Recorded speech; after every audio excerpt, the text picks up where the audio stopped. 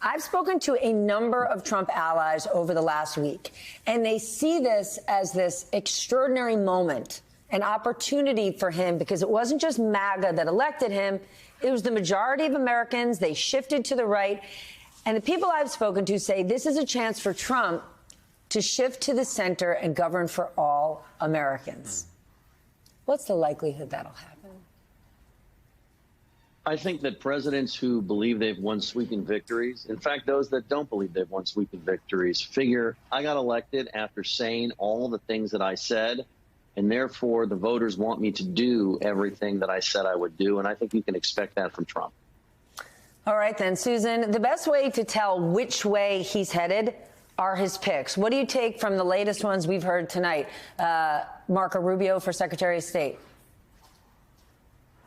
Yeah, I think it's interesting to see the national security piece of it come into view. Obviously, in the first Trump term, there was an enormous amount of turnover on national security, 4 different national security advisors, a very difficult relationship with his first Secretary of State, Rex Tillerson. Then he had Mike Pompeo, who Trump said, no more Mike Pompeo in the second term. Rubio is an interesting example of someone who successfully kind of magnified himself after initially being an opponent of Donald Trump's and a critic of Donald Trump's. And I feel like that's now paid off for Rubio. What people might not realize is that Rubio, even in Trump's first term, was an influential behind the scenes foreign policy advisor. I remember doing reporting during Trump's first term, and people, called Rubio the desk officer of the State Department in charge of Latin America. So he already was playing an influential role on foreign policy with Trump for a long time.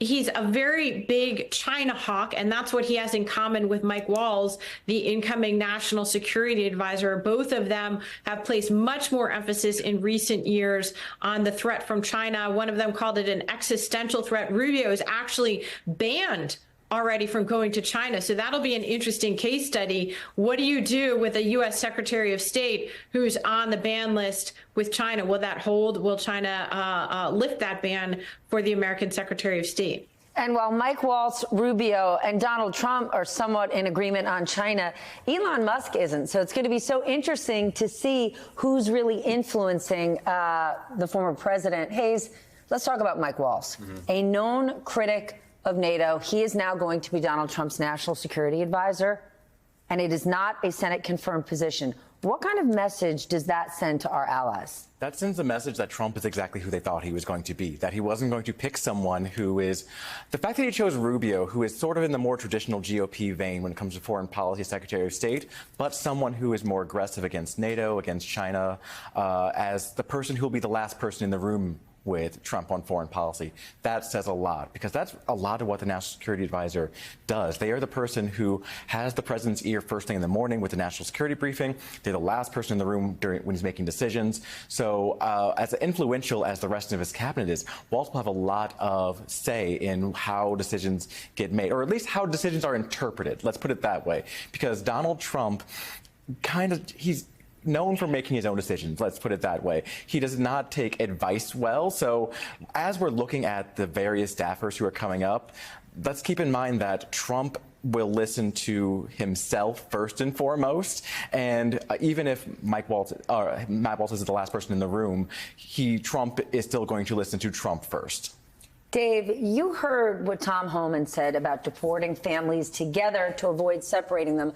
I want to share what he said earlier today on Fox News. Watch this. I've seen some of these Democratic governors say they're going to stand in the way. They're going to make it hard for us. Well, a suggestion: if you're not going to help us, get the hell out of the way, but we're going to do it. So if we can't get assistance from New York City, and we may have to double the number of agents we send in New York City, because we're going to do the job. We're going to do the job without you or with you. All right, David, he's saying, if you're not with me, get the hell out of the way. People voted for Donald Trump in part because they wanted us to get more aggressive on illegal immigration. But do you think the majority of Americans know what we're in for?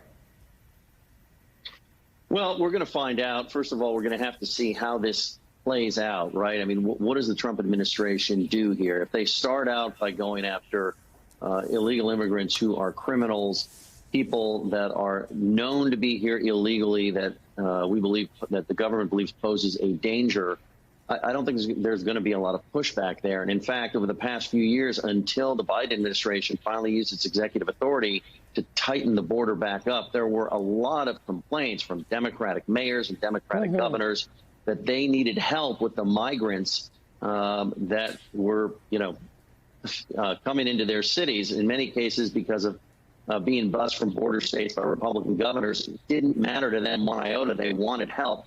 So I think you're going to see a lot of support for that. Once you get past that first wave and you start dealing with families and people start to get a look at what the tactics are, we're just going to see, we're going to have to see how voters reacted to this. Look, often what voters do is they, in their own mind, and I've talked to voters now for 20 years in every election, they interpret the best case scenario for what they're hearing from the candidate. The candidate says one thing, and they interpret it in a way that makes them comfortable because it's a change that they want to make.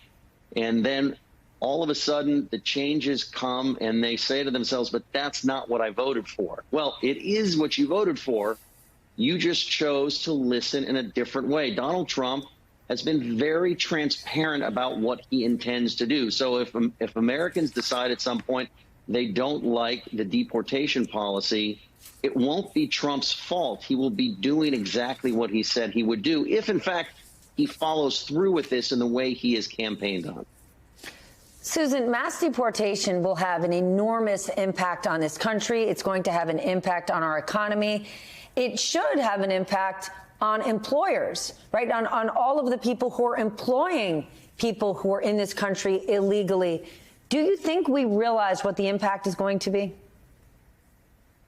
Yeah, I mean, I think this is an important point, that I suspect in the same way that Trump in 2016 promised a Muslim ban. And then when he started to put it in effect, one of the first weekends of his presidency, basically there was a massive freak out. And the Department of Homeland Security was unprepared to enforce it. Advocates immediately rushed and lawyers rushed to airports to stop it. Litigation was launched, and there was a big, huge freak out, even though Trump was doing what he had campaigned on. And the scale of the mass deportations that he's promised is far, far, far bigger than anything that he promised to do in 2016. And I think, Donald Trump is, we all know this by now, not a policy wonk, but if there's one thing that he believes is core to his political success, it is at base, it's about immigration. He thinks that's why people voted for him in 2016 and again in 2024. And I believe that he intends to carry this out in a way that will be breathtaking. And remember also that he may move with such speed to establish, in effect, facts on the ground. And it does not seem to me that his opponents right now are organizing themselves or are prepared for what could come very quickly in January. Hayes, a lot of people did vote for him on the issue of immigration. They weren't happy what was happening in this country. And even the idea, we heard it from voters over and over, even if he doesn't carry out these mass deportations, he's going to be so tough, people will be scared to come to this country. One person who is all in on this plan is Stephen Miller, a holdover from the first Trump administration, and really one of the only ones who was there the first time around and is back and bigger than ever. Why do you think he's been able to stay so close? Because he actually shares all of Trump's views? Because he shares Trump's views and he understands how to sell the worst of Trump's ideas to the people who think that they are critical thinkers. Stephen Miller is one of those people who... Okay, this is interesting. Stephen Miller is one of those people who he wants to come across as one of the smartest people in the room. And he's come very far for being only, 40-something right now. The fact that he's returning to the White House as Deputy Chief of Staff of Policy is what he's reported to be. He's going to be someone with his hands on the levers of making sure that things run smoothly through the executive office, through the executive branch. He is someone who takes Trump's worst ideas of, we got to block people who are coming to our country who aren't from Nordic countries, let's say, who aren't from Northern or Southern Europe even, who are coming from Africa, who are coming from Latin America, and we have to stop them at the borders. That is something that, when you say it outright like that, is appalling to most people. Stephen Miller's best trait is trying to translate that idea into something when his time as a speechwriter in the first term, translate those ideas into something that the American people can hear and kind of be like, yeah, that makes sense. And that is why he has been able to stick with Trump so long, because Trump knows that Stephen Miller can sell this like sort of base anger to the people who will vote for Trump. Are you concerned that America won't freak out this time?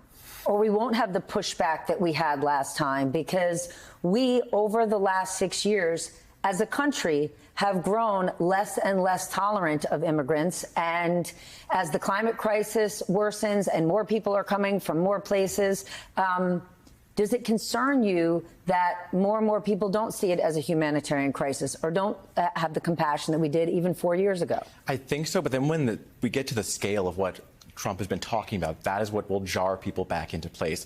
Like we were talking a second ago about the way that major cities were dealing with migrants and calling for help, but they were asking for humanitarian help, not for ICE to come in and sweep the people, many of whom were just here waiting for their asylum hearings, and sweep them and send them back to where they had come from.